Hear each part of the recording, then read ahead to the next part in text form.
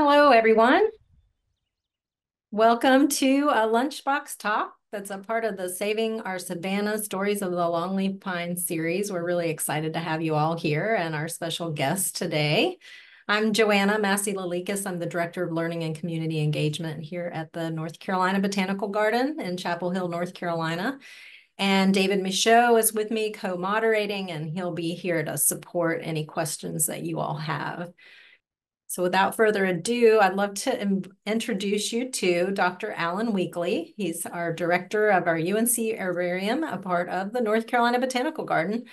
Alan is a plant systematist, plant community ecologist, biogeographer, and a conservation biologist focused on the species and systems of the southeastern United States. Prior to coming to UNC in 2002, he had an extensive career in applied conservation biology, having worked with the North Carolina Natural Heritage Program, the Nature Conservancy, and NatureServe. Alan is the author of Flora of the Southern and Mid-Atlantic States, a taxonomic manual that I'm sure many of you attending are familiar with. It covers about 7,000 vascular plant taxa, and it has been a long-time standard in use across much of the southeastern United States. So, Alan, I really would like to thank you for joining us today and sharing your knowledge and perspective on the longleaf pine ecosystems. I'll hand it over to you. Thanks, Joanna. And it's going to be fun to talk about one of my very most favorite subjects, the longleaf pine ecosystem. And hope that it'll be an entertaining, interesting, and informative program for all the participants.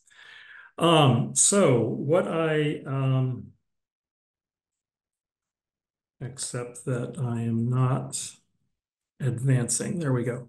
So what I want to talk about today is the coastal plain and the longleaf ecosystem, and some of how we have gone about its diversity, and some of how we've gone about documenting that diversity through time. And it's a pretty interesting story. So the longleaf pine ecosystem dominated nearly all upland and saturated landscapes of the southeastern coastal plain a few hundred years ago, almost 100 million acres. Now about 3% of that remains. So we've spent the last 6 months talking about the longleaf ecosystem, its riches, its imperilment, its fascinating and sometimes shining and sometimes dark history, and all, how it came to be in the condition that it currently is in. So the coastal plain as a whole, including the longleaf pine ecosystem, but including more than that, has, in terms of native plant species, about 6,000 native plants. That's out of about 17,000 species total in North America. So more than 1 out of 3 of all the species from Florida to California to Nova Scotia to Alaska, more than 1 out of 3 is in the southeastern coastal plain. The coastal plain, sorry about that. The coastal plain has a lot of endemic plant species. By endemic, we mean plant species that occur nowhere else. That is about 2,000 species that are restricted to the coastal plain. So that means that they don't occur anywhere else. If they're going to be conserved anywhere, they have to be conserved within the coastal plain. And the longleaf pine ecosystem, which it dominates the upland portions of the coastal plain, has about 1,200 endemic species. So very high richness of species, very high endemism or uniqueness of species and all. So to somewhat repeat, the dominant ecosystem of the coastal plain was this suite of longleaf pine communities: savannas and flatwoods, sandhills, clay hills, loam hills, and also including their associated, their kind of embedded, fire-maintained wetland communities, bogs and seeps and bagels, pecosins, pineland ponds that were sort of inclusions within a matrix of the longleaf pine communities.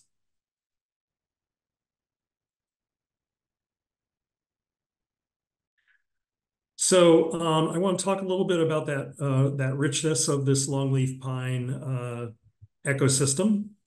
So it's not the longleaf, it's the herb layer. So we ran into this starting many decades ago when at the Natural Heritage Program, when we started talking about the importance of longleaf pine and the longleaf pine ecosystem.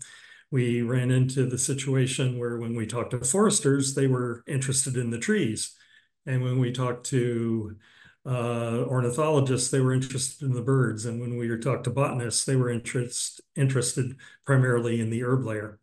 But the diversity from a plant standpoint really is in the herb layer. It's a kind of monotonous ecosystem. When you look at the canopy, it's nearly all strictly longleaf and all that. So longleaf is a second point I want to make is that longleaf is really a grassland with trees. It's not really a forest. We sometimes call it a forest, but it's really a treed grassland or a grassland with trees. One cannot emphasize too much the role of fire in the longleaf pine ecosystem.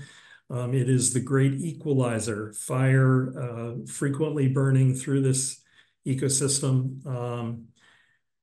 Knocks back the bully plants that might take over otherwise. It creates new microhabitats. It maintains the diversity. If you take a longleaf pine community and suppress the fire out of it, a few species will tend to take over and basically eliminate all the others. So it is a very process dependent ecosystem where fire has to be constantly applied to keep the system healthy. An additional point I want to make is that minor variations in topography and soils, differences in chemistry or in wetness or in texture support different suites of species, or what we often call different communities.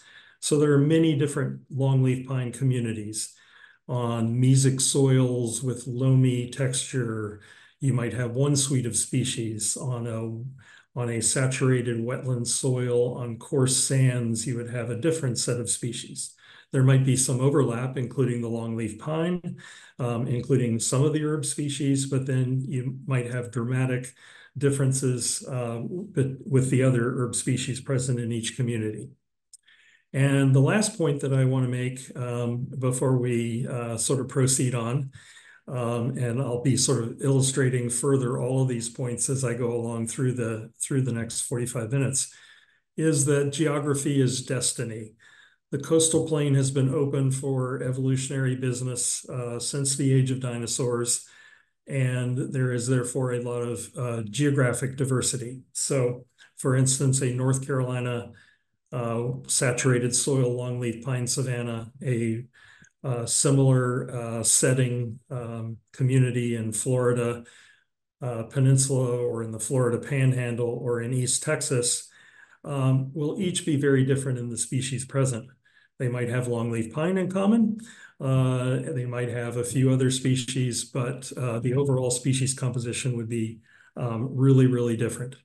And that is because this system has sort of sat there and evolved and changed and had plant migrations and had plant evolution for tens of millions of years. And therefore, a lot of change has developed on a geographic scale across the region.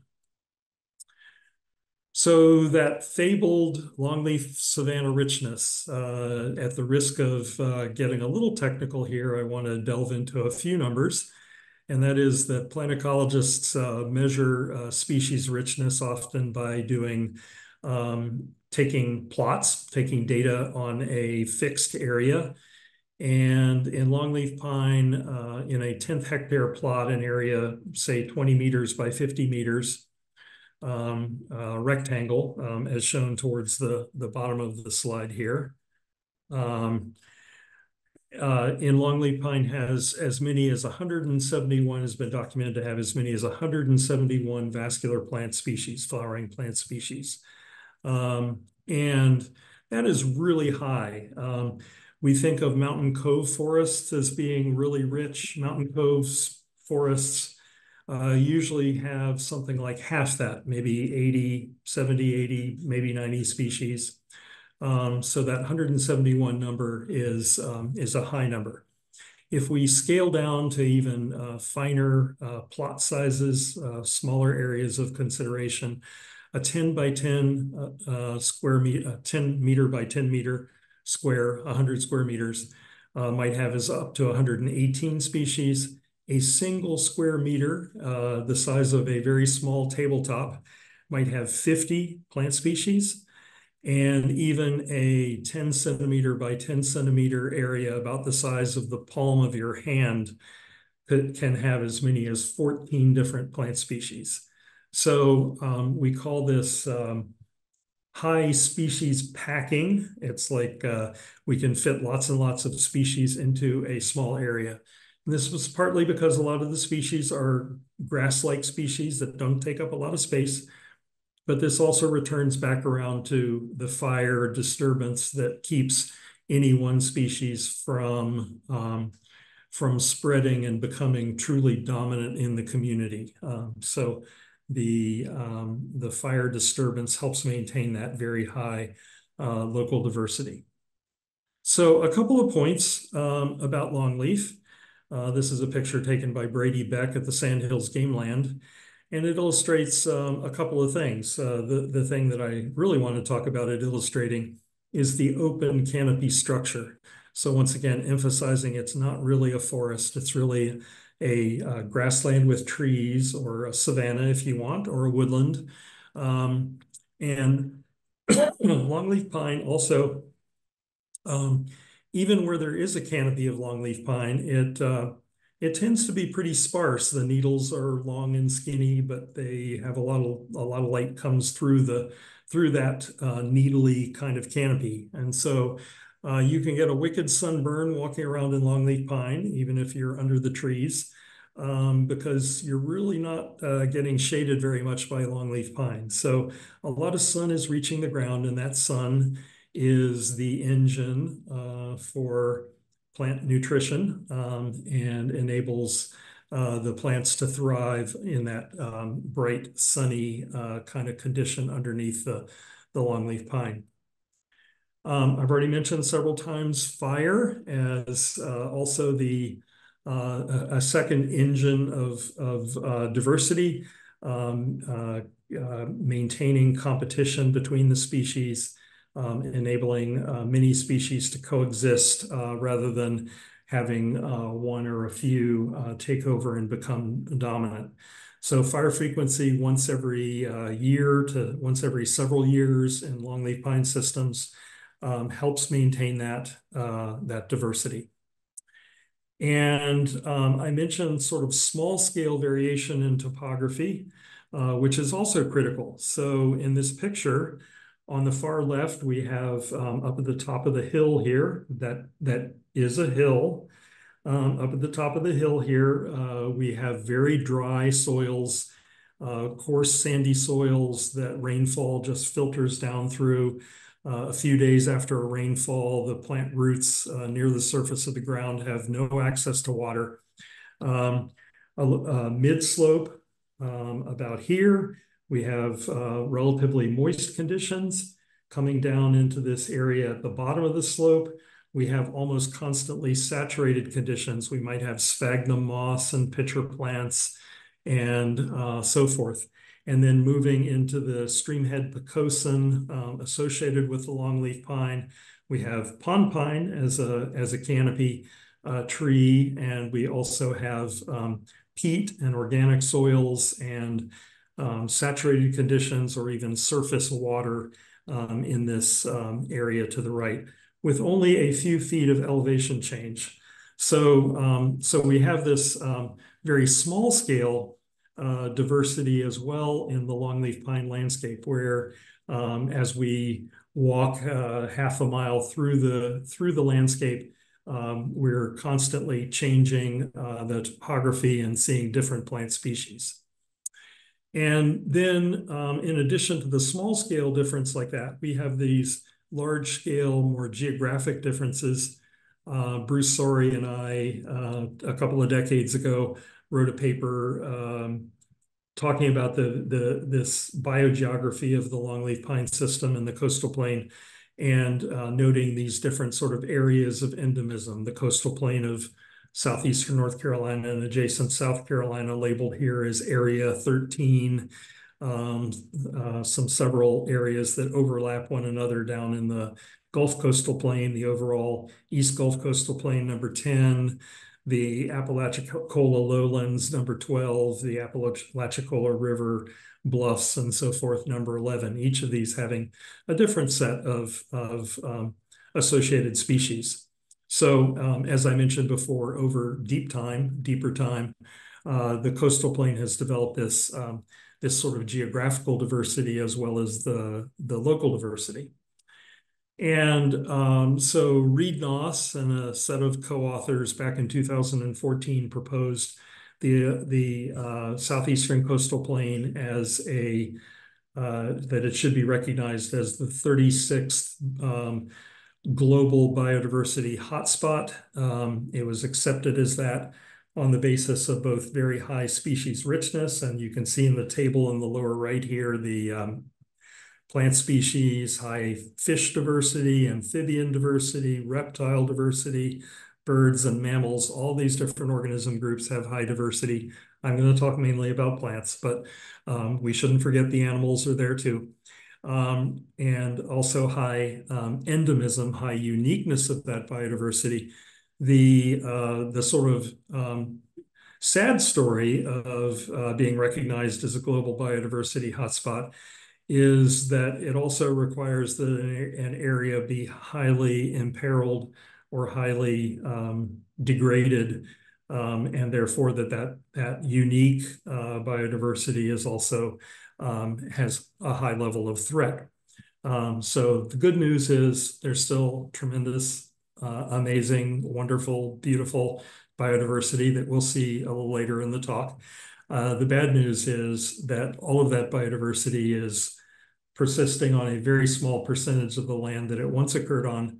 It is highly imperiled by additional changes in the landscape, human uses of the landscape, and as well as climate change and other global factors. So I want to shift gears a little bit and talk about how we have described the diversity of the North American flora, and I'll focus in a little bit as well on the coastal plain and on the longleaf system.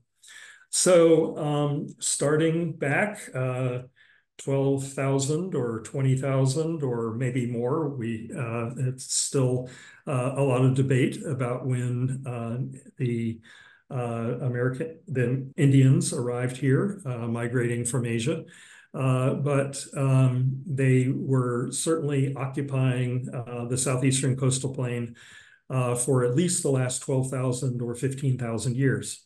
And during that time, they also clearly developed tremendous knowledge about the plants and animals, the ecosystems, and so forth. They relied on those for everything. Their natural resources on which their living depended. That indigenous knowledge in the coastal plain, though, was really tremendously impacted by the arrival of European colonists and the disruption of the Native American cultures that had become established across the region by the dispossession, from the land of those people, in many cases, their forced removal from areas that they were familiar with. So if you think again about the sort of small scale or the endemism at small areas, the coastal plain of North Carolina had a unique set of plant and animal species that was very different than that in Georgia or Louisiana or Texas. And then you imagine things like American Indian peoples being moved from North Carolina to Oklahoma. They not only were removed from their land, they were removed from all of their natural heritage and their knowledge of that local in place in situ biodiversity that they had learned about and used and so forth. So we have scraps of understanding from the indigenous peoples, but really only scraps, only sort of latter day um, attempts to recover information. So unfortunately, there's a grievous loss there in knowledge. So the next era was kind of what I call European bioprospecting. And that's kind of a funny term, maybe. We tend to think of it as colonization. But it's interesting to realize that a lot of the age of discovery, the age of exploration, and so forth, was not really so much about establishing colonies and moving people into areas. It was a lot of it was basically indeed going out there and looking for plants and animals that could be exploited, resources, also minerals, of course, gold and so forth. So it was bioprospecting is not a bad term really for it. And I'll talk in a moment about Sir Walter Raleigh and the Great Sassafras Monopoly. The second major phase in our understanding of the North American flora was what I sort of, with all friendliness and so forth, have jocularly called here Yankee scientific imperialism. And that was the period from about 1820 to 1955, when essentially southeastern biodiversity and Western biodiversity was essentially being investigated primarily from the Northeast, from Harvard, the North American Flora Project, as back in the 1840s and 1850s, and from the New York Botanical Garden, and all. And so the documentation was being done of sort of foreign places, in not that different a way than flora was being documented of Brazil or of the Philippines or of Africa and so forth. The Southeast was not really that different in a way. And then only relatively recently, from about 1955 on, do we have sort of a regionalization of the exploration of the flora, where Southern and Western US centers of research and knowledge really developed, and a lot of the work was being done from within the regions and all. So I want to go back to the very early history of, quote, Western taxonomy, as described in the Bible. And out of the ground, the Lord God formed every beast of the earth and every fowl of the air, and brought them unto Adam to see what he would call them. And whatsoever Adam called every living creature, that was the name thereof. And Adam gave names to all cattle, and to the fowl of the air, and to every beast of the field. But for Adam there was not found an help meet for him. So many of you all are familiar with this verse, but it bears a little bit of rereading and thinking about carefully. So item number one, Adam was assigned by God to be the first taxonomist. And item number two, sort of like the Fish and Wildlife Service, that doesn't happen, that regulates and considers plants and so forth, but doesn't have plants in its name. It's only fish and wildlife in its name, but it deals with plants. Similarly, this verse talks about the cattle and the beasts, and well, living creatures is broad, fowl, but doesn't really explicitly talk about plants. But plants are part of what's there, that Adam was given the task of cataloging. And then the third point I want to make is that I really kind of read this as Adam was like, man, this is a really hard job. I need some help. Can you please help me do this, and that's where Eve came from. So I think Adam got all the credit, but Eve probably did most of the work in terms of this early taxonomy. All right, so most species that we have in North America, how are they named and with what kind of species concept? What was the definition of a species? So on the right there, we have Carolus linnaeus, Carl Linné, standing there with his plant press and his field equipment and so forth. And he and a lot of the early botanists dealing with North American species were using a species concept that we now call a typological species concept. It was basically that species were created by God, they were put on Earth, they were unchanging types, and they were recognized by appearance. If it looked different, it was a different species. If it looked different enough, it was a different species. And a lot of people are still sort of stuck in that mode that is what a species is. If it looks different enough, it's a different species. You know, if you look at two things and you can't tell them apart easily, well, they must not be different species. And variation was considered as kind of a problem and an irritation, but largely irrelevant at all. So then we got to the late 1800s and along comes evolution, Charles Darwin. And the species concept that we now apply is more of what we call an evolutionary species concept. And that is based on descent and relationship. So one definition of a species that's in wide use nowadays is that a species is a lineage, an ancestral descendant sequence of populations evolving separately from others and with its own unitary evolutionary role and tendencies.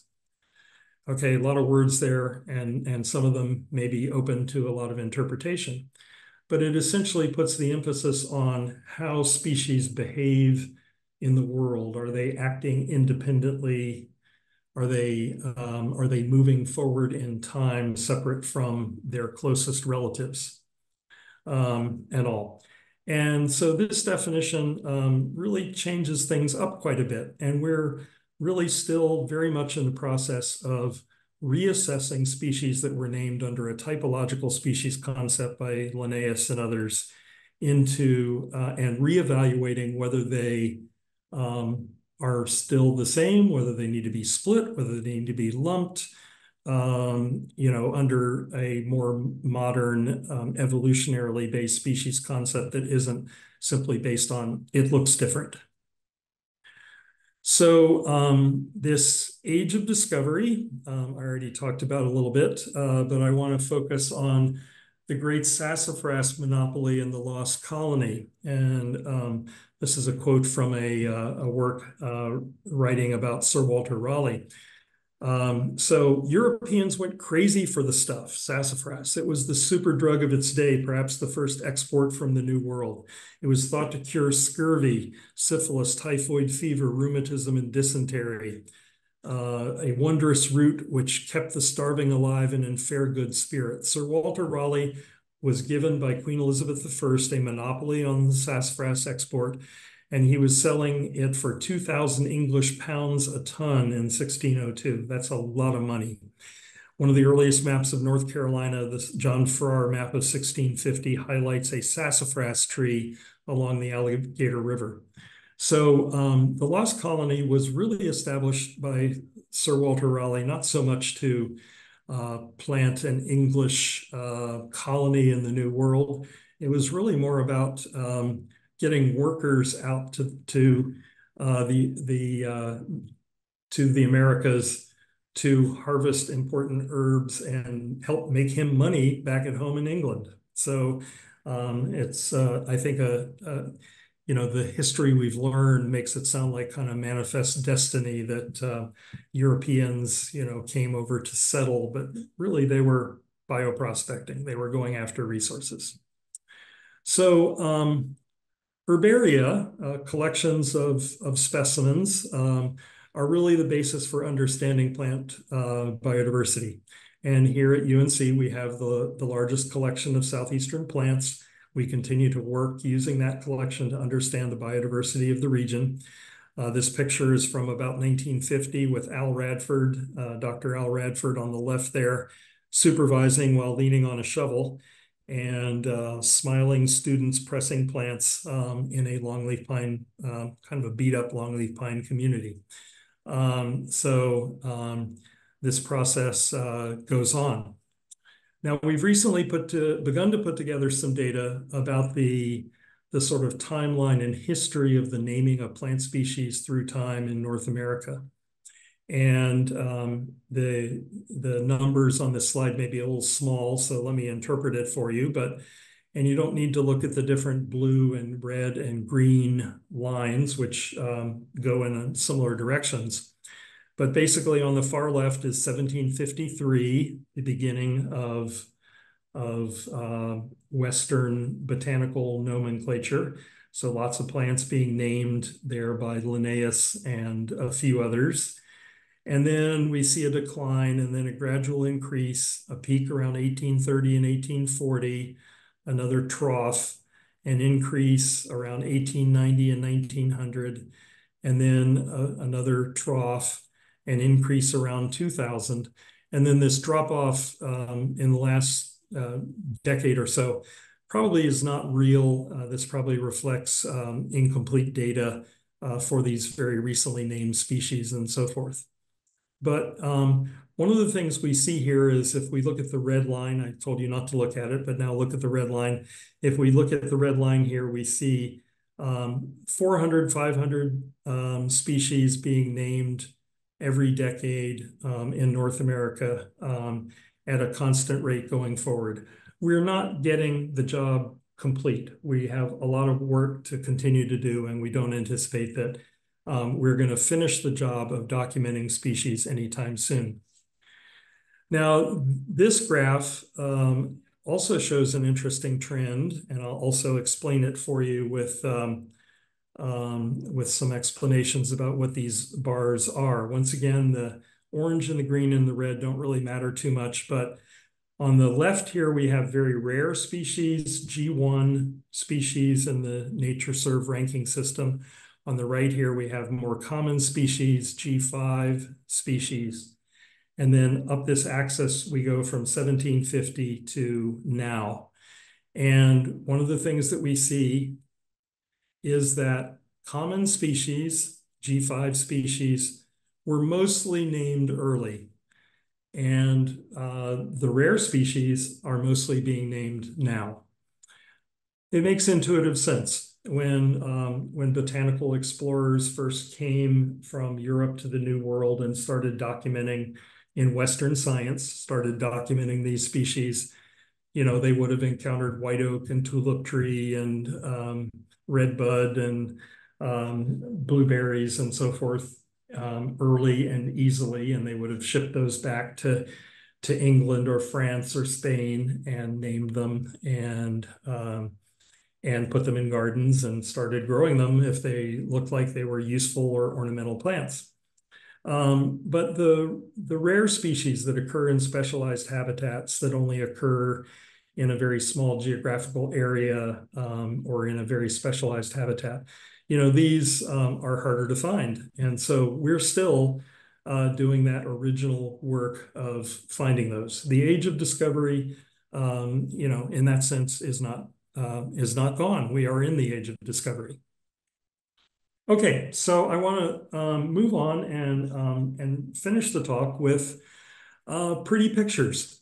But I'm going to slip some information into as we go along through some attractive plants. So some of the sort of famous groups associated with the longleaf pine ecosystem. I'm going to talk about some of those groups. And one of those are the insectivores, the carnivorous plants, the pitcher plants, the butterworts, bladderworts, sundews, and Venus flytrap.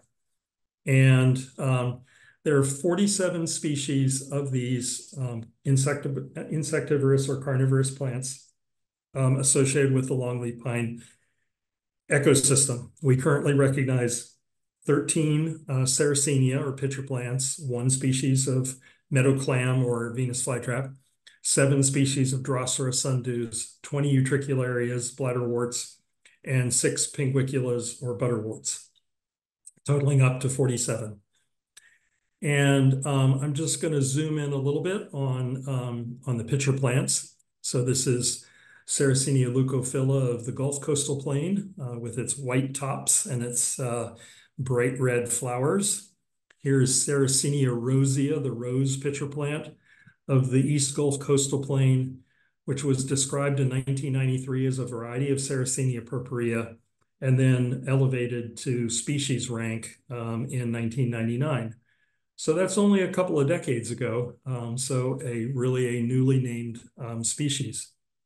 Sarracenia rubra variety viatorum, the Georgia sweet pitcher plant, described as a variety at variety rank, not very different, but probably warrants recognition, was described just a few years ago in 2018. It occurs apparently only in Georgia and South Carolina, a very rare plant.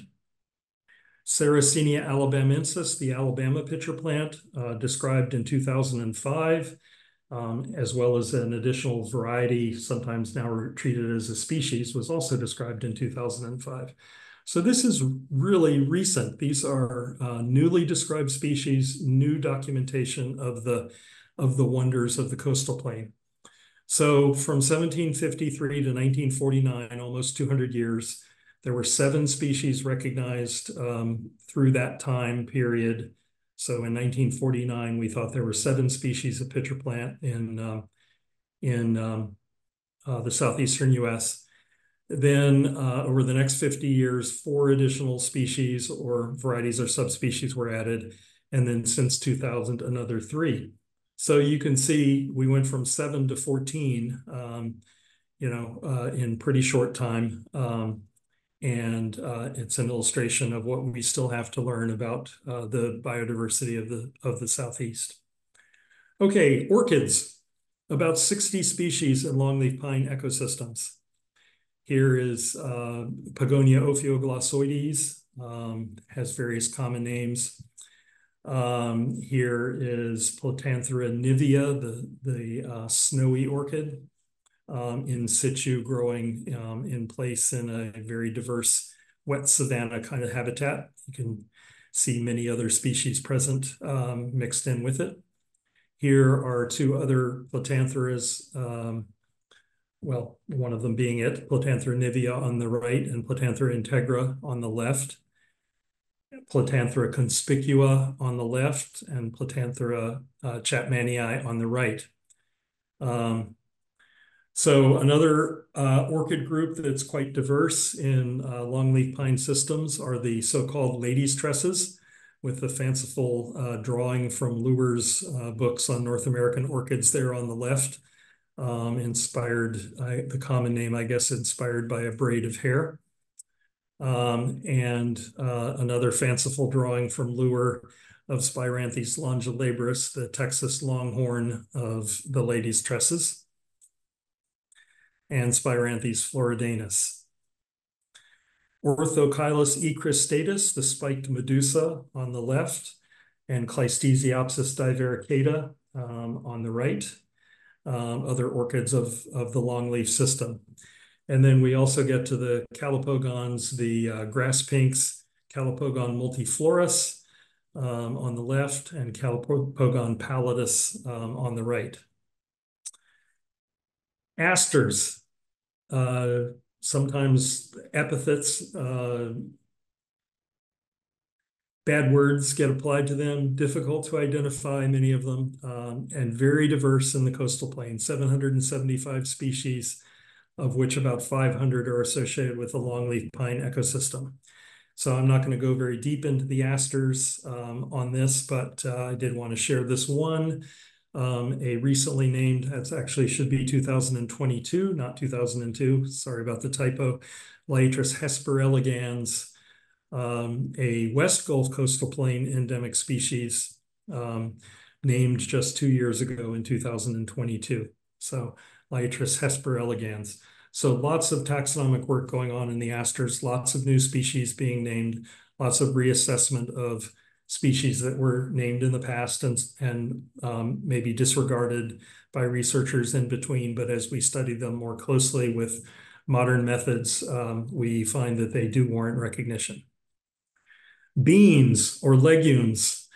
Now, these would have been, many of these would have been important food resources for Native Americans. 361 species of the coastal plain, about 200 in the longleaf pine ecosystem. So another very diverse group. Two really showy ones that were only kind of figured out taxonomically over the last 20 years really are Amorpha confusa. On the right, the savanna indigo bush only occurs in a few counties in southeastern North Carolina and immediately adjacent South Carolina, and Amorpha georgiana, the Georgia indigo bush, which extends from North Carolina through South Carolina to Georgia, unsurprisingly. So two indigo bushes only recently recognized. Lupins of Florida. So a 2023 paper based on traditional morphological methods, but also new DNA methods. It took the number of species of lupins in the Southeast from usually recognized 3 or maybe 4 or 5 up to 8 with the clarification of that some species that were sometimes disregarded should be recognized, and the description of 3 new species. So Pleistocene diversification of unifolial 8-leaved lupinus in Florida by Bruno Novato and a couple of Southeasterners, Edwin Bridges and Steve Orzel. Another example of the recent taxonomic work. Mints, 185 species in the coastal plain, about 120 in the longleaf pine ecosystem. I'm going to cite one primary example of that, and that is Trichostoma, the blue curls. A grad student here at UNC, Kevin Schoonover McClellan, and I and Derek Poindexter studied this group. Kevin did most of the work, but in a 2023 article, took Trichostoma in the Southeast from 4 species to 11 with a description of 7 new species. Most of these are narrowly distributed in particular longleaf habitats in small parts of the Florida peninsula. This sort of our increasing recognition of the diversity just keeps on going. Okay, grasses, 394 species in the coastal plain, about 300 in longleaf pine ecosystems. It is largely a grassland, so grasses are often among the dominant species in these longleaf habitats. One of them, Tenium aromaticum, toothache grass or orange grass, is very widely distributed from the Carolinas to Florida and west to East Texas. So that's an example of one that does sort of hold the ecosystem together or has commonality across the entire ecosystem. But many of the other dominant grasses, less so. Anthenantia rufa, a fun one that grows in wet pine savannas and boggy kind of situations, purple silky scale. A drier habitat, pineland, sandhill species, Gymnopogon brevifolius, pineland skeleton grass, held up against the sky there to show the very widely spreading branches of it. But I want to focus in a little bit on the Sporobolus floridanus complex, in which we currently recognize 6 species. And these 6 species, every one of them is a dominant grass in some portion of the longleaf pine ecosystem, from North Carolina to Florida and across to Texas. And they were named sort of gradually. The very first of these, Sporobolus floridanus, was only named in 1860. In 1860, the rural coastal plain parts of the Southeast were still poorly settled, poorly explored, considered pretty inhospitable. and still kind of in terra incognita. Then in 1896 and in 1906, two additional species were named: Sprobolus curtisii, Sprobolus teretofolius. In 1941, a West Gulf coastal plain species, Sprobolus sylvianus, was named. And then in 1998, I and Paul Peterson at the Smithsonian named Sprobolus pinetorum. And very recently, Edwin Bridges and Steve Orzel in 2022 named Sprobolus osseolensis. So I'm going to go down through these gradually, one by one. Sprobolus floridanus, Roland Harper, a kind of famous ecologist and botanist in the Southeast, kind of an eccentric. In 1901, he wrote the following: "The leaves of this species are unusually stiff and strong, being of about the same texture as those of sable or serenoa. When putting plants into the press, I noticed that the leaves did not break like those of other grasses when doubled, and after my return, I made some tests of their strength. A leaf 5.5 millimeters wide, not twisted and perfectly dry, sustained a weight of 27 pounds without breaking." So Roland Harper's curious mind. Part of my curious mind makes me think, gosh, this must have been a resource for American Indians. This must have been a plant that indigenous peoples would have used for cordage, for baskets, for a variety of uses. A grass with such strong leaves. Sprobolus floridanus, was named in 1860. It was confounded with other species until recently. You can see in the range map here in the bottom, it mainly occurs in the coastal plain of Georgia and Florida. Sprobolus curtisii has a similar distribution. It's a more delicate plant. Named in 1896 and elevated to species rank in 1903. It was much confused with other species until recently. Sprobolus teretofolius was named in 1906. It was confused until 1998 with Sprobolus pinetorum, which we only figured out recently. Sprobolus sylvianus, a West Gulf coastal plain species, was named in 1941. It's geographically isolated from the other 5 members of the complex. Sprobolus pinetorum was named in 1998. It had been previously confused with 3 other species of Sprobolus. It's primarily in North Carolina, but extends down into South Carolina and Georgia. And then Sprobolus osseolensis, named in 2022, previously confounded with especially Sprobolus floridanus. So it's complicated and hard work to figure all this out. Sedges, 404 species in the coastal plain, about 200 in longleaf pine. I'm going to go pretty quickly through these so that we get to the end. Ringcosporas, 60 or 70 species in longleaf pine communities, distinguished by their achenes, as you can see here in this close-up taken by Scott Ward. Ringcospora macra and megalocarpa, Ringcospora microcarpa and tracei. The milkweeds, 36 species in the coastal plain, 30 species in longleaf pine, with new species likely to be named in the Asclepias tuberosa complex. Asclepias cinerea and lanceolata, Asclepias rubra and pedicellata, Asclepias, what is that? Connivans, and then on the upper right, Humistrata and Rolfsii in the lower right, Asclepias feii and viridis. Wonderfully diverse and beautiful genus, and important for many, many insect species. The milkworts, also an important group in the coastal plain. So a few other miscellaneous things: Harper's Beauty, Harperocallis flava. The genus and species were named in 1968, and a genus that had not been previously discovered.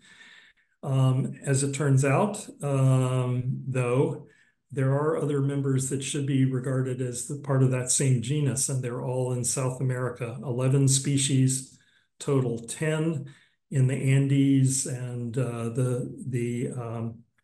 the plateau tablelands of Venezuela, Brazil, and Guyana. And here is our single southeastern species. So a fascinating group geographically. Lilium pyrophyllum, the fire lily, named in 2002, a very rare endemic of the coastal plain, sandhills areas from North Carolina to Georgia. And some shrubs, Fothergilla milleri, named in 2020, of Georgia, Mississippi, or Georgia, Alabama, and Florida, and Hamamelis ovalis, largely of the Gulf Coast from Georgia to Texas, the southern red witch hazel. So I want to close with, I hope that tour has been fun, a few beautiful plants of the longleaf system.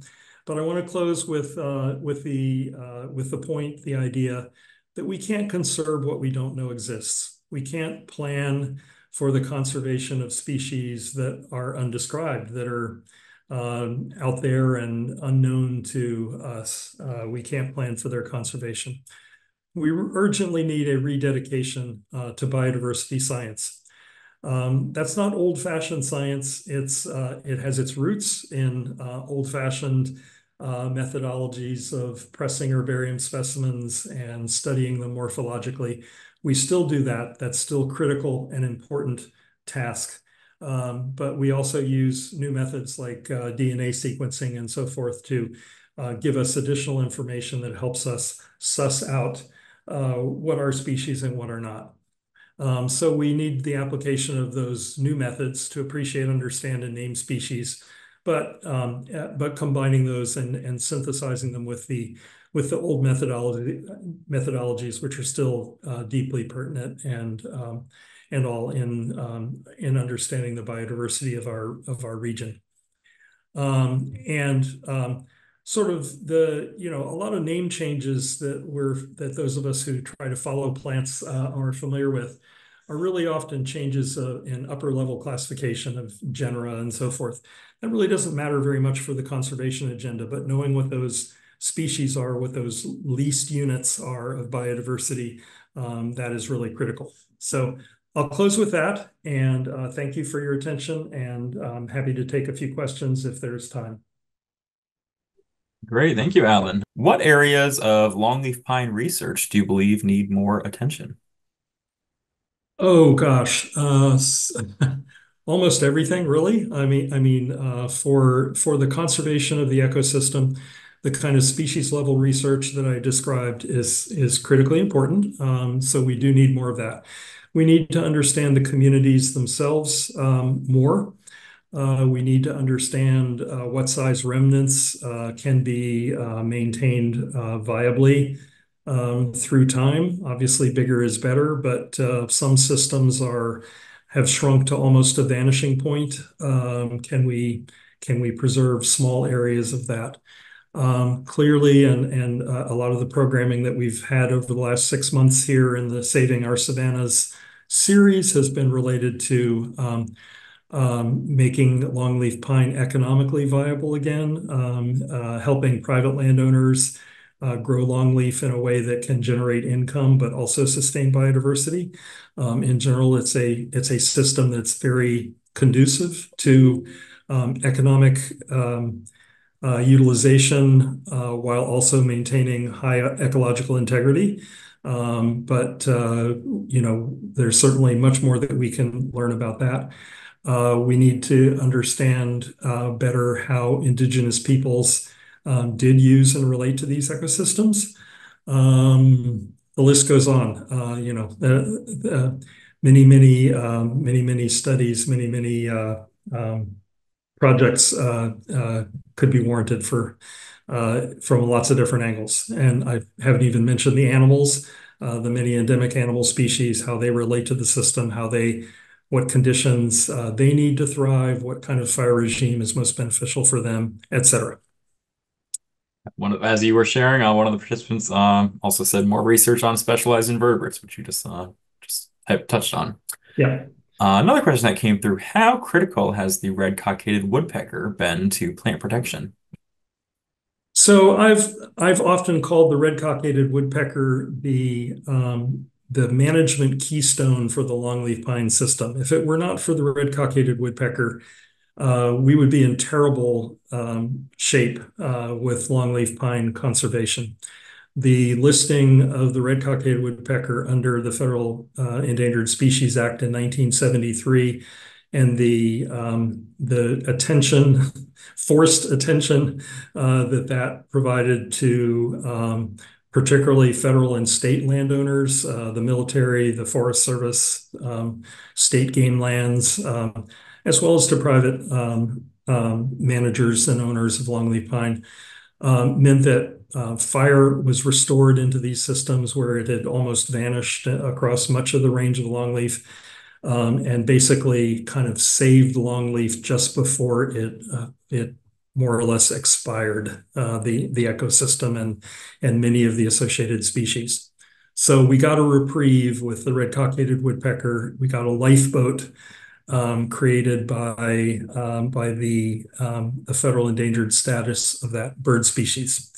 We need to go on forward, now with broader conservation approaches as well. But the red-cockaded woodpecker, or RCW as it's often known, was absolutely critical in conservation of the system and all of its component species. Lots of great questions coming in now, so we'll try to get through these. How do you think we should go about changing the mindset that grasslands are not early successional, but rather old growth systems? Oh, that's a great question. It's just a maddening concept that I run into pretty frequently, which is that grassy open systems in the Southeast in particular are necessarily early successional systems. So that's just false, and particularly when you consider longleaf and other glades and barrens and so forth as natural systems that are fire maintained and are grasslands essentially in their nature. So I think a pushback against agencies that promote the idea that anything untreed is early successional is really critical. They need to be recognized as old growth communities of continuity in their own right, not as sort of altered versions of forests, would be one way to put it.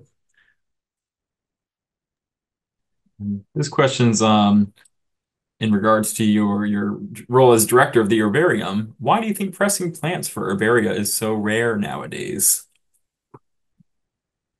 Yeah, well, that's another great question. I think there are a few things going on with that. One is that we did go through a period from the 70s, 80s, 90s of last century in which herbaria and the kind of science that we do, I think, did fall into kind of a category of, oh, that's old, tired 19th century stuff that we've been there and done that. We've done everything that needs to be done. And let's move on to modern stuff that involves labs and lab coats and so forth. I think using plant specimens for DNA, which we can do with herbarium specimens and so forth, makes those resources all the more valuable. And essentially, we've kind of reinvented herbaria as new, dynamic, modern research centers. And what could be more relevant in a time of extinction, of global climate change, of increasing dominance of humans over the landscape? What could be more critical than understanding the real world out there, the natural world, our natural heritage that continues to support us. We may drive on a road to a shopping center and we may spend all of our time looking at our cell phone and so forth, but we're still breathing oxygen produced by plants. We're still using medicines that come from compounds that were derived from plants.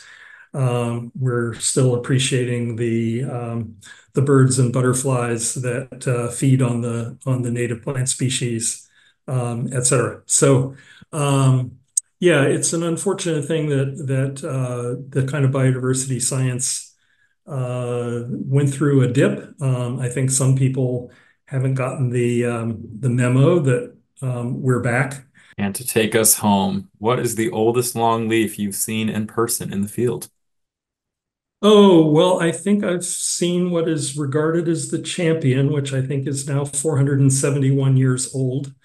Um, I guess it's the oldest documented champion. I'm not sure that there aren't older ones out there, maybe even that I have seen. I've seen longleaf in every state in which it occurs, and some pretty old trees. Some of them are old but not very big, because they grow on sites that are not very productive of rapid growth for longleaf pine. But yeah, the big old flat tops, the several ones that are several centuries old and older, are really a sight to behold, and really awe-inspiring. Take you back to historic days, and really almost all the way back to pre-colonial era in the Southeast, 500, almost 500 years old. So it's a privilege to see those, and to see places where the longleaf landscape is still largely intact. We have some great places like that in North Carolina. Alan, thank you so much. This was really wonderful. We appreciate your time and all that you shared with us today. It's a really great summary and great photos. Very wonderful. Thanks again for being here. We'll see you soon.